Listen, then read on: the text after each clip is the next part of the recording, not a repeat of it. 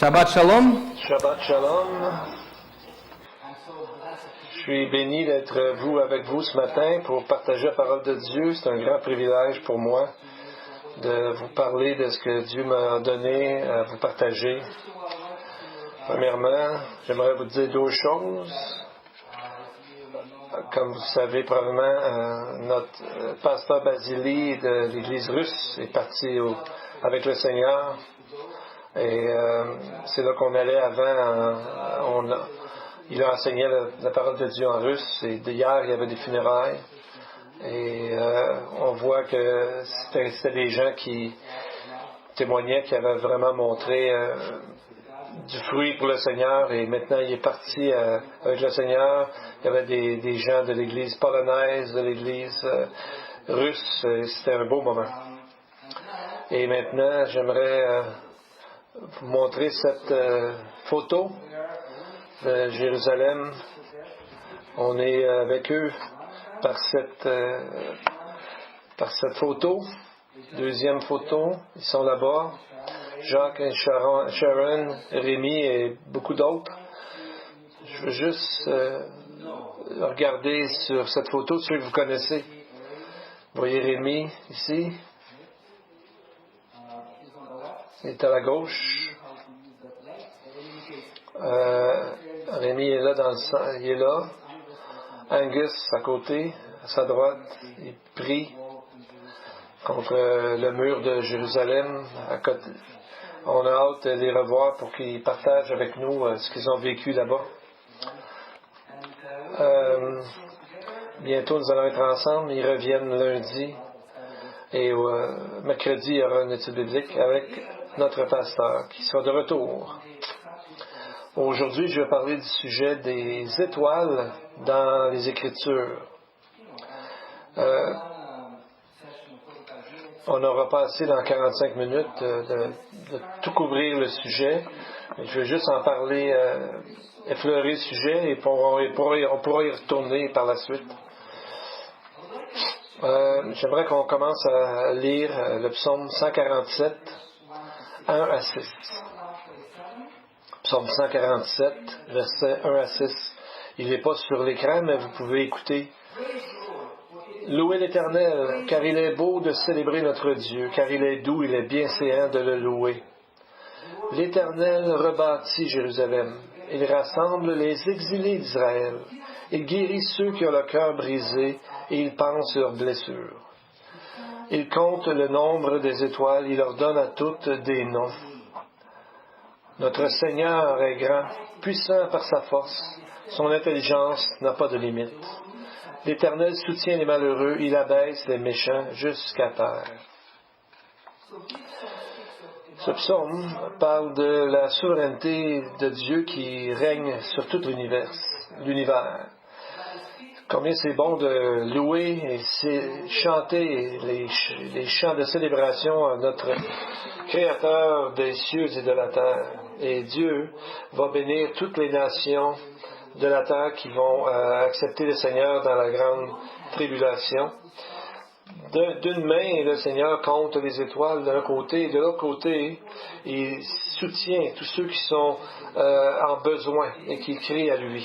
Et c'est même surprenant de voir dans ce texte comment Dieu s'occupe des gens qui ont le cœur brisé et en même temps il compte le nombre des étoiles.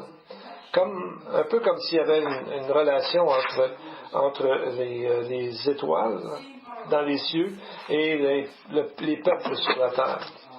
On va voir un même parallèle dans le psaume 8 que nous allons lire, des versets 1 à 6.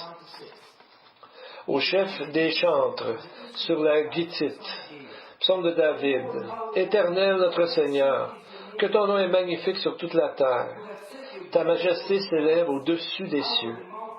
Par la bouche des enfants et de ceux qui sont à la mamelle, tu as fondé ta gloire, pour confondre tes adversaires, pour imposer silence à l'ennemi et au vindicatif. Quand je contemple les cieux, ouvrage de tes mains, la lune et les étoiles que tu as créées, qu'est-ce que l'homme pour que tu te souviennes de lui, et le Fils de l'homme pour que tu te prennes garde à lui? Tu l'as fait de peu inférieur à Dieu, et tu l'as couronné de gloire et de magnificence.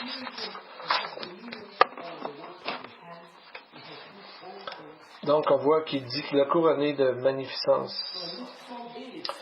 Dans le psaume 8, David parle, il se pose la question, qu'est-ce que l'homme pour que tu t'occupes de lui?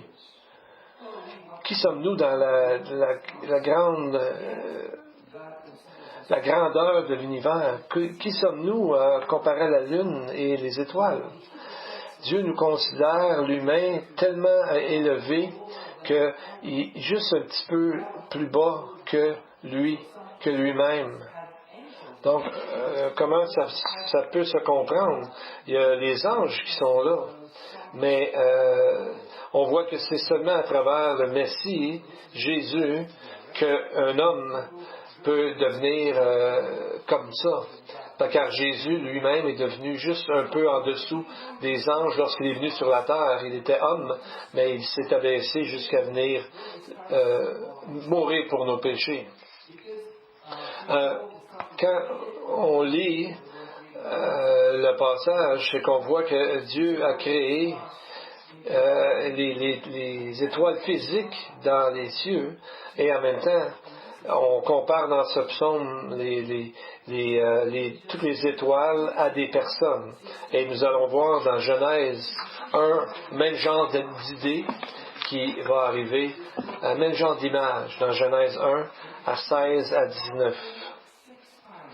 Et il y a 36 fois dans l'Ancien Testament qu'on parle des étoiles. Et on va voir quelques-uns de ces textes ce matin.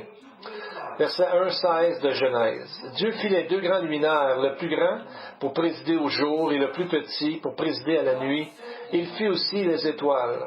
Dieu les a placés dans l'étendue du ciel pour éclairer la terre, pour présider au jour et à la nuit, et pour séparer la lumière d'avec les ténèbres. Dieu vit que cela était bon. Ainsi il y eut un soir, il y eut un matin, ce fut le 4e jour. Donc nous voyons que Dieu a créé le soleil, la lune et les étoiles pour 3 buts précis. On va juste souligner quelques éléments. Il a fait ça pour donner la lumière sur la terre. 2, pour mettre les différences entre le jour et la nuit, pour donc créer le temps, et pour séparer la lumière d'avec les ténèbres. Donc on voit ces 3 fonctions physiques, mais qui peuvent s'appliquer aussi au niveau spirituel à des croyants aujourd'hui comme tels, parce que Dieu nous a changés. Donc nous allons voir quand on parle de l'univers, on va regarder certains textes dans les Écritures qui en parlent ce matin. Quand Dieu a créé les cieux et la terre, en Genèse 1.1, c'était parfait. Sa présence était partout. Il y avait une parfaite harmonie dans l'univers. Il y avait la lumière qui venait de Dieu lui-même, qui illuminait toutes choses. C'est la première étape, l'harmonie parfaite. Les anges se réjouissaient dans les cieux de toute la création de Dieu, toute la beauté. Ensuite, la deuxième étape, le deuxième stage, c'est qu'il y a un chérubin en haut des plus élevés avec le Seigneur, qui on a appelé plus tard Satan, a chuté et a péché contre Dieu, on voit dans Ézéchiel 28. Et ensuite, Satan a été jugé pour ça. Et comme il était sur la terre est devenue informe et vide. Ensuite, Dieu a restauré la terre en 6 jours. Donc, le 4e jour, il a créé les luminaires. Et ces luminaires vont exister jusqu'à le royaume messianique. La 3e étape, c'est l'état éternel. Donc, dans l'état éternel, il n'y aura pas besoin de lumière comme telle. On va lire des textes. Il n'y aura pas besoin de luminaire à ce moment-là, que le texte nous dit dans Apocalypse 21.1 et 22.5. 21.1. Puis je vis un nouveau ciel et une nouvelle terre, car le premier ciel et la première terre avaient disparu, et la mer n'était plus. Donc ça, c'est la 3e étape de la création. 22.5, Apocalypse toujours, il n'y aura plus de nuit. Ils n'auront besoin ni de lampe, ni de lumière, parce que le Seigneur Dieu les éclairera. Ils régneront au siècle des siècles. Donc, notre futur éternel sera dans la présence de Dieu et on n'aura pas besoin de lumière et certaines choses qui étaient temporaires. Donc, on n'aura pas besoin à ce moment-là de la lumière du soleil ou des étoiles ou de la lune. On sait aussi aujourd'hui que ces choses existent déjà. Toutes ces choses sont gardées par le Seigneur jusqu'au moment où il décidera de tout accomplir. Et l'autre fois où que ça apparaît dans les Écritures, c'est dans un texte qui a relation avec Abraham et les étoiles. Le mot kokav qui parle de justement ce texte dans Genèse 15 maintenant. Abraham répondit, « Seigneur éternel, que me donneras-tu? Je m'en vais sans enfant, et l'héritier de ma maison, c'est Eliezer de Damas. » Et Abraham dit, « Voici, tu ne m'as pas donné de postérité, et celui qui est né dans ma maison sera mon héritier. » Alors la parole de l'Éternel lui fut adressée ainsi. Ce n'est pas lui qui sera ton héritier, mais celui qui sortira de tes entrailles qui sera ton héritier. Et après l'avoir conduit dehors, il dit, « Regarde vers le ciel et compte les étoiles, si tu peux les compter. » Et il lui dit, « Telle sera ta postérité. » Abraham eut confiance en l'Éternel qui le lui imputa à justice. Donc, Abraham, ses descendants, s'est dit qu'ils seront aussi nombreux que les étoiles dans les cieux. Donc, il y a comme une connexion là entre cette promesse et les étoiles dans les cieux. J'aimerais qu'on regarde, qu'on compare ces deux symboles dans les Écritures. Et un, c'est le sable de la terre, et l'autre, c'est les étoiles dans les cieux. Donc, il y a deux symboles que Dieu utilise pour décrire le grand nombre de descendants d'Abraham. Le sable et les étoiles. Est-ce que ces deux symboles sont équivalents ou il y a une différence entre les deux? Alors, on va regarder certains textes ce matin. On va commencer dans Genèse 13, versets 14 à 17. Je pense que vous l'avez sur l'écran en avant. L'Éternel dit à Abraham, après que Lot se fut séparé de lui, « Lève les yeux et, du lieu où tu es, regarde vers le nord et le midi, vers l'Orient et vers l'Occident, car tout le pays que tu vois, je le donnerai à toi et à ta postérité pour toujours. Je rendrai ta postérité comme la poussière de la terre, en sorte que si quelqu'un peut compter la poussière de la terre, ta postérité aussi serait comptée. Lève-toi, parcours le pays dans sa longueur et dans sa largeur, car je te le donnerai. » Donc, c'est une promesse par miracle qu'Abraham va avoir premièrement une descendance et qu'ils vont multiplier de cette façon parce que Sarah était stérile. Donc, on voit que le sable ici représente, c'est un mot utilisé en hébreu, c'est le mot, c'est afar, qui est utilisé aussi dans Genèse 3, 19. On va regarder ce texte. C'est tout de suite après la chute de l'homme, Dieu dit à l'homme, c'est à la sueur de ton visage que tu mangeras du pain, jusqu'à ce que tu retournes dans la terre d'où tu as été pris, car tu es poussière et tu retourneras dans la poussière. L'homme vient de la terre, et à la terre, il retourne. Oui, les descendants d'Abraham seront nombreux, mais ce n'est pas tous les descendants d'Abraham qui sont fidèles à Dieu.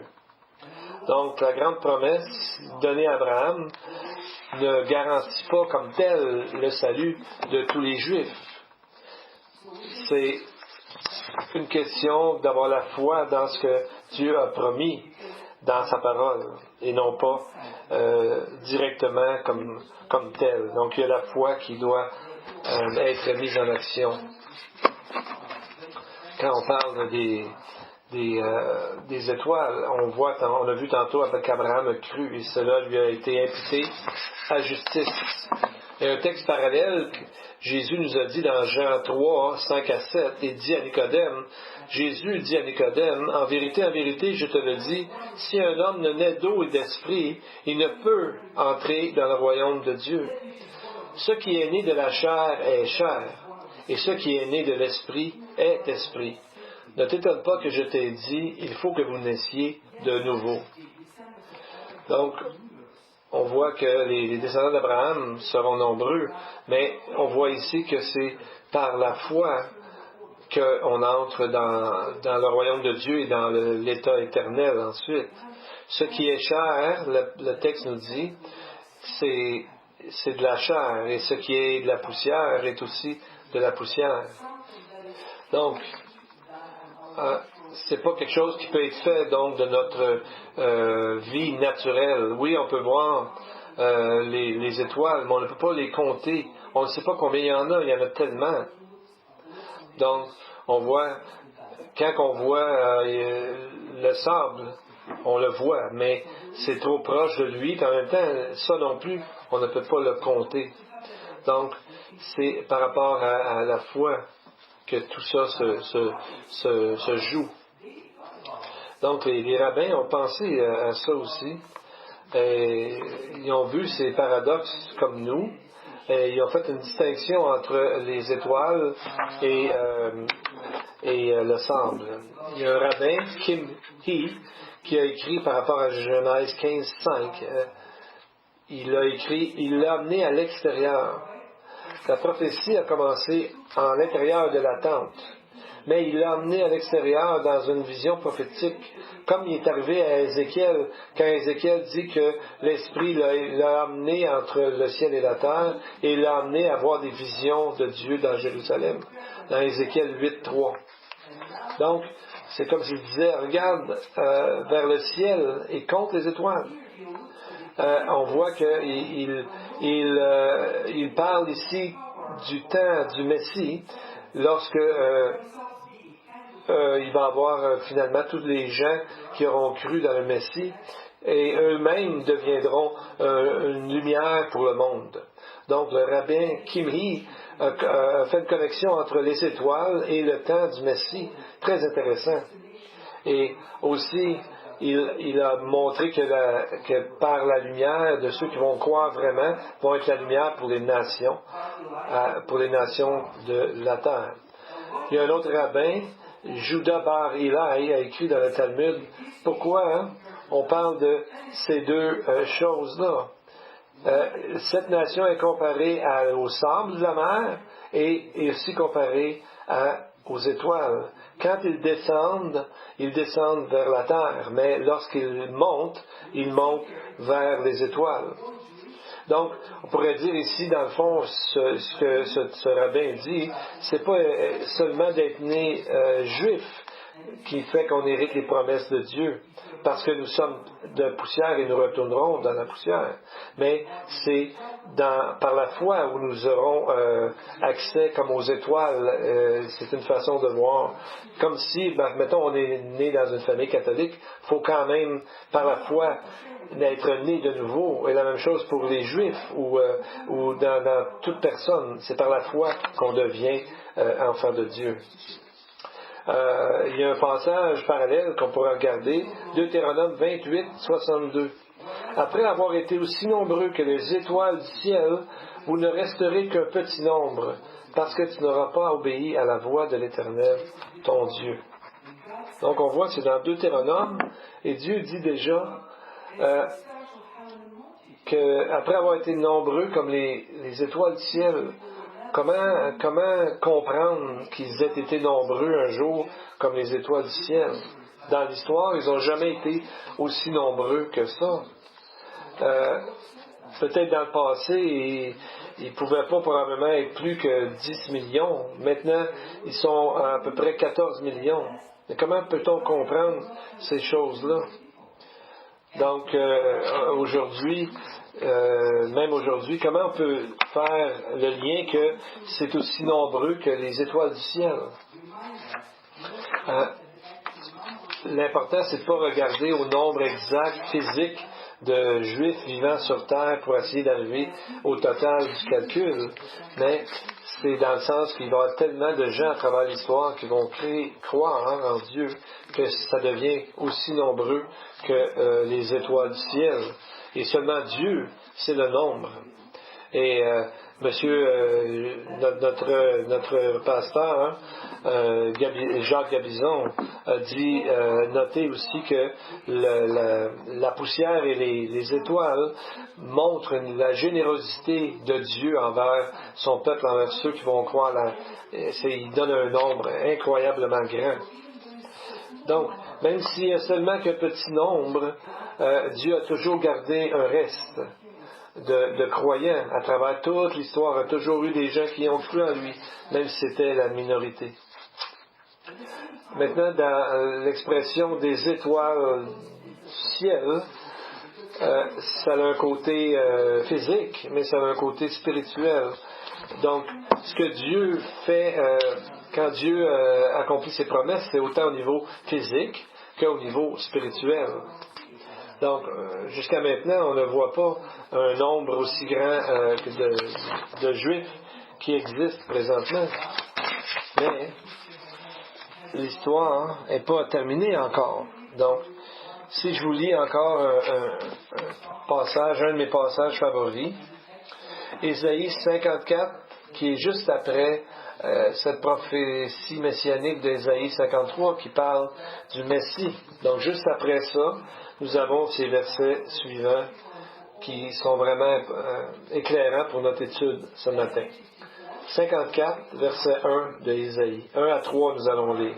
« Réjouis-toi, stérile, toi qui n'enfantes plus. Fais éclater ton allégresse et ta joie, toi qui n'as plus de douleur. Car les fils de la délaissée seront plus nombreux que les fils de celle qui est mariée, dit l'Éternel.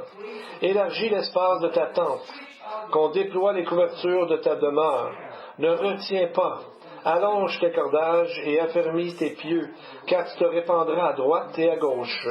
Ta postérité envahira des nations et peuplera des villes désertes. » Donc c'est une promesse superbe ici, qu'on voit que il est déjà partiellement accompli parce que Jésus est déjà venu pour amener justement un sacrifice pour le péché.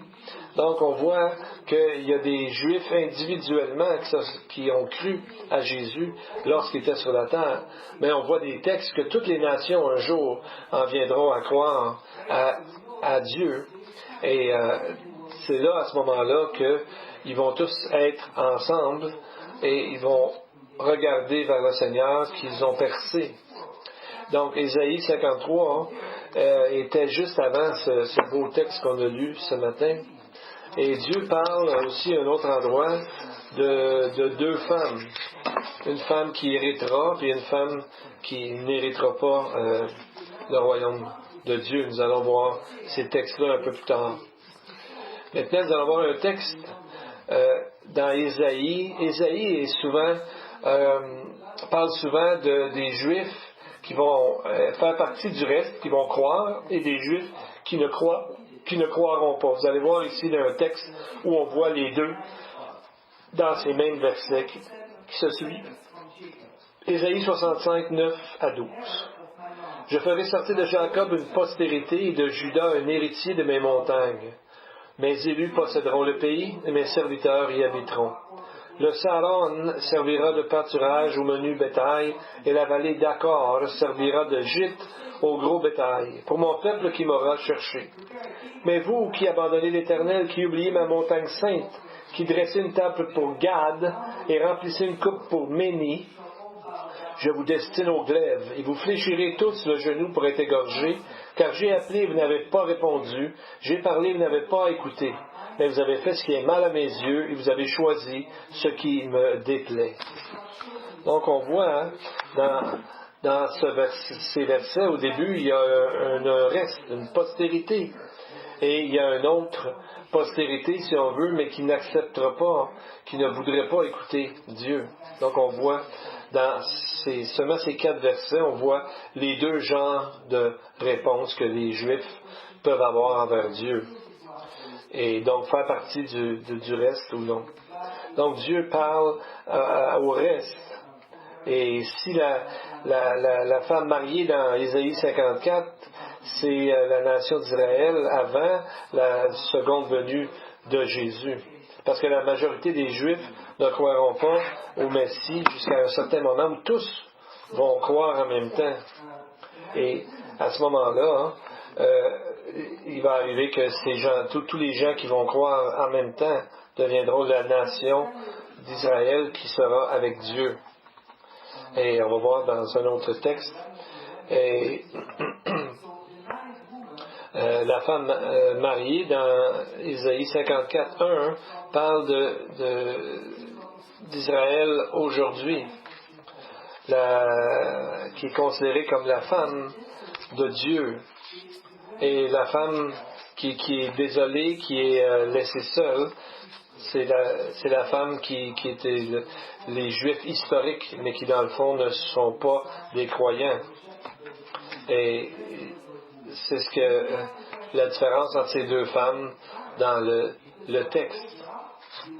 Parce qu'il y a des croyants qui sont dans Israël et qui font partie du reste. Et donc, la femme ici représente dans le futur une femme qui ne croit pas. Mais un jour, tous les Juifs vont croire et vont avoir des enfants. Israël est une unité. Donc, tout ça va ensemble. Présentement, il n'y a pas d'enfants qui sont directement dans le millénium. Ça va arriver plus tard, quand tous les Juifs vont croire tous en même temps. Dans Ésaïe 66, 7-8, nous avons ce texte. « Avant d'éprouver les douleurs, elle a enfanté. Avant que les souffrances lui soient venues, elle a donné naissance à un fils. Qui a jamais entendu pareille chose? Qui a jamais vu rien de semblable? Un pays peut-il naître en un seul jour? Une nation peut-elle être enfantée d'un seul coup? À peine en travail, Sion a enfanté ses fils. » Donc on voit que ça décrit une régénération spirituelle de la nation juive juste avant le deuxième venue du Messie.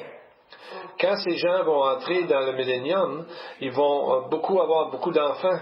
C'est pour ça qu'en Ésaïe 54:1, on voit que les enfants de la femme désolée, qui est en fait le reste, qui va être finalement plus nombreux que la femme qui n'était pas de ce reste-là. Comment on peut comprendre ça? C'est parce que pendant que les gens vont vivre pendant 1000 ans, il va y avoir beaucoup d'enfants qui vont leur naître, et donc il va y avoir beaucoup de Juifs à ce moment-là, sans compter que les 144 000 qui vont annoncer l'Évangile, il va y avoir beaucoup de gens sauvés, et donc c'est pour ça qu'on pourrait dire qu'il va y avoir plus de gens qui vont avoir cru. Finalement, dans l'éternité, on va voir ça, que de gens qui n'auront pas cru, parce que ça va... on va essayer on ne peut pas vraiment calculer, mais on peut se donner une idée. Si j'ai donné des paramètres à quelqu'un, on dit que ça va être un temps de grande prospérité, et aussi les gens vont vivre jusqu'à 1000 ans. Comme Méthusalem qui a vécu, lui, 969 ans. Donc, les gens qui vont être dans le millénium vont vivre pendant 1000 ans. Et c'est là qu'on dit que quelqu'un qui va avoir 100 ans va être considéré comme jeune. Donc, ils vont vivre vraiment, vraiment longtemps. Donc, imaginons, pour faire un calcul, comme je disais tantôt, que, mettons, juste seulement 100 000 couples juifs entrent dans le royaume messianique. Supposons qu'ils ont seulement 4 enfants par famille. Peut-être qu'ils vont avoir plus que ça, comme ça arrive souvent. Et pourtant, ils vivent dans un environnement de paix et ils ne meurent pas. Donc, à chaque 25 ans, c'est comme il va y avoir une nouvelle génération qui va être là pendant que la vieille génération continue de vivre, parce que 1000 ans, c'est long.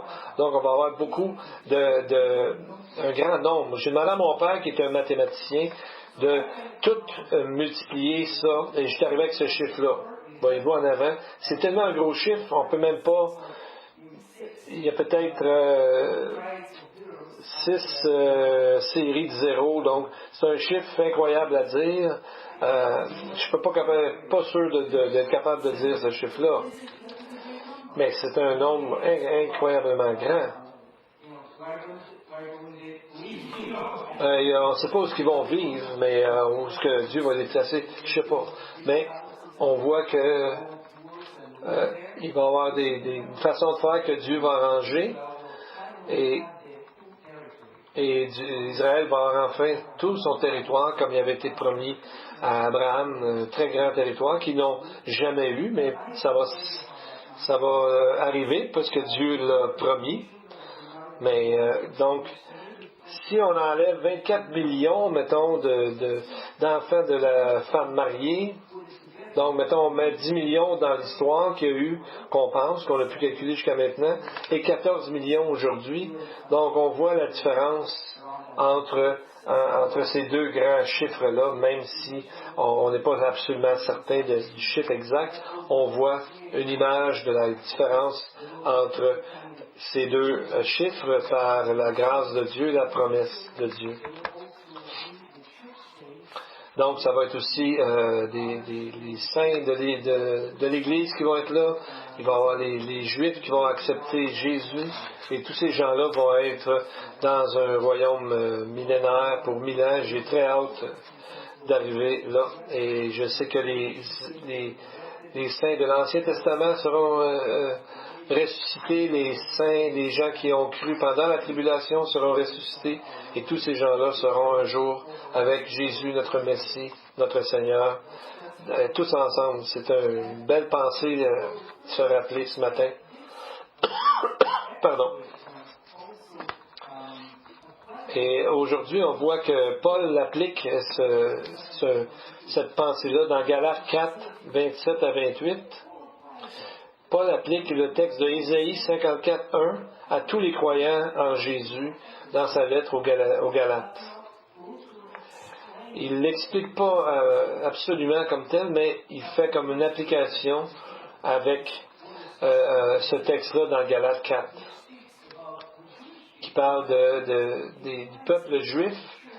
Il l'applique à l'Église et en même temps à tous les croyants. Donc, on va regarder ce matin, Paul écrit « Réjouis-toi, stérile, toi qui n'enfantes pas. Éclate et pousse des cris, toi qui n'as pas éprouvé les douleurs de l'enfantement.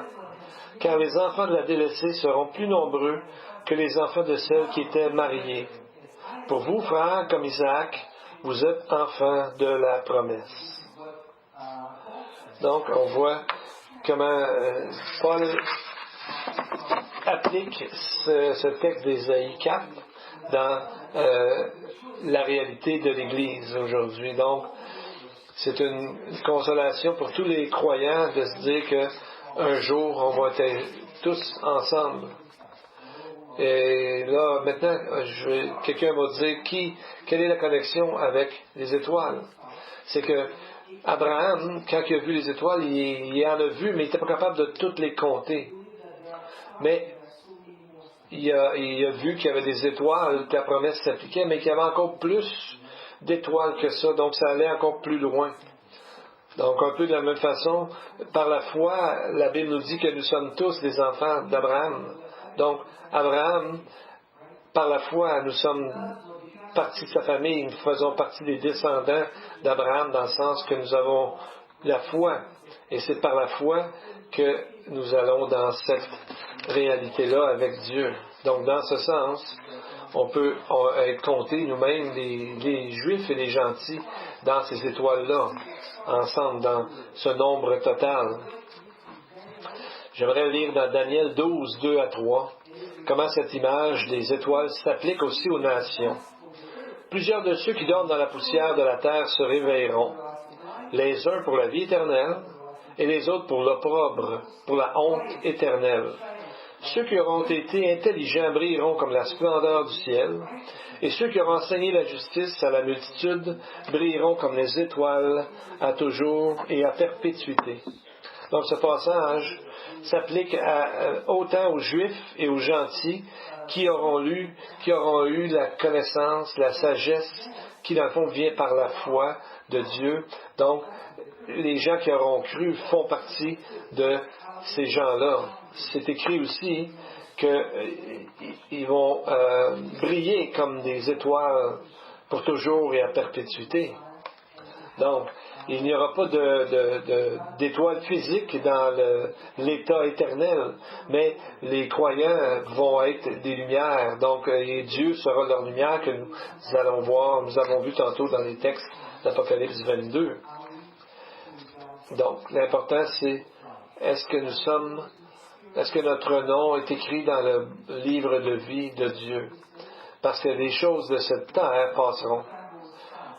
Le temps passe vite, mais nous devons être certains de notre futur éternel, d'avoir fait le bon choix.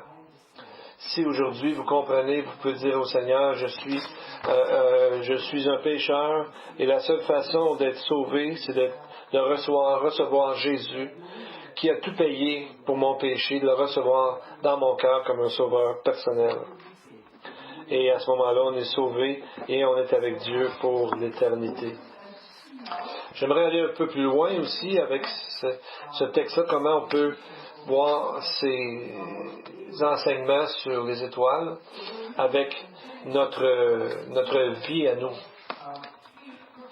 Quand on a lu qu'il y avait 3 buts de donner la lumière sur la terre, de différencier le jour et la nuit, et en même temps, donc, est-ce que ça s'applique à nous, ces choses-là?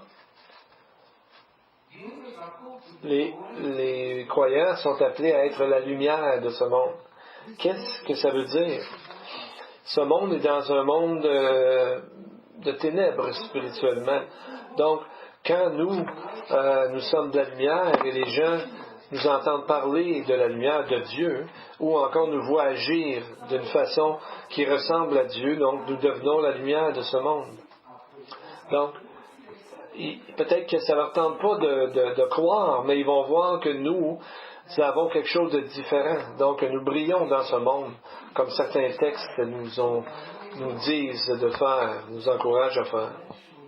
Donc, nous pouvons les amener à la lumière de Dieu et partager cette lumière de Dieu autour de nous. Donc, nous devons être la lumière sur cette terre. Deuxièmement, nous sommes supposés faire la différence entre le jour et la nuit, dans comment ces choses sont réglées. Dieu voit toute la terre et Dieu voit aussi les endroits où il y a de la lumière. Et Dieu a un programme pour nous, a des instructions pour nous, pour que dans ce monde, nous soyons là pour témoigner de la lumière, que nous-mêmes soyons de la lumière dans ce monde de ténèbres. Parce que nous savons que nous n'avons pas à nous battre contre la chair, mais contre les principautés, les puissances des ténèbres. Donc nous devons nous tenir près du Seigneur, mais par la puissance du Seigneur, nous pouvons réguler notre propre vie, qui fait que notre propre vie va changer, et Dieu est capable de nous montrer comment gagner contre ces ténèbres et comment briller dans ce monde de ténèbres. Donc, si on peut avoir d'autorité dans ce monde de ténèbres, c'est en ayant une proche connexion, une proche communion avec notre Dieu, et ainsi diffuser sa lumière dans ce monde. Et c'est là que Jésus dit à Matthieu 28, Jésus a dit à ses disciples, Jésus s'étant approché, leur parla ainsi, « Tout pouvoir m'a été donné dans le ciel et sur la terre. Allez, faites de toutes les nations des disciples, les baptisant au nom du Père, du Fils et du Saint-Esprit. Enseignez-leur à observer tout ce que je vous ai prescrit. Et voici, je suis avec vous tous les jours jusqu'à la fin du monde. Amen. Donc Dieu a donné toute autorité à Jésus le Messie et il transfère à nous de la manière que sur cette terre, nous soyons encore sur cette terre, mais que nous ayons dans ce monde un impact au niveau de la lumière. Donc, on n'a pas une autorité sur le politique ou la police ou quoi, mais nous avons une autorité dans le monde spirituel afin d'amener un témoignage de Dieu dans ce monde de ténèbres. Et la Bible nous dit de ne pas avoir peur parce que Dieu a toute autorité. C'est ce que Jésus nous a dit. Donc, si on a des problèmes pendant un certain temps, ça fait partie de l'histoire, ça fait partie des possibilités, mais nous pouvons quand même diffuser la lumière de Dieu malgré dans les tentations et ses épreuves.